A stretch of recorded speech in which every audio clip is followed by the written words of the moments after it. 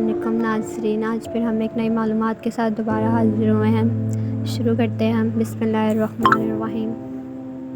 حضرت عبداللہ رضی اللہ عنہ سے روایت ہے کہ حضرت عمر بن خطاب رضی اللہ عنہ جمعے کے دن لوگوں کو خطاب فرما رہے تھے کہ اسی استثناء میں رسول اللہ صلی اللہ علیہ وسلم کے صحابہ میں سے ایک شخص داخل ہوا۔ حضرت عمر رضی اللہ عنہ نے انہیں آواز دی آنے کی۔ یہ کون سی گھڑی ہے؟ انہوں نے کہا، میں آج مصروف ہو گیا، گھر لوٹتے ہی میں نے اذان سنی اور صرف وضو کیا اور حاضر ہو گیا ہوں۔ حضرت عمر رضی اللہ عنہ نے کہا، اور وہ بھی صرف وضو؟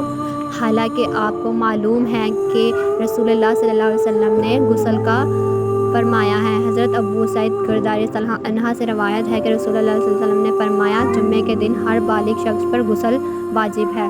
اگر آپ کو ہماری ویڈیو اچھی لگے تو ہمارے چینل کو سبسکرائب کریں، لائک کریں، کمنٹ کریں۔ شکریہ۔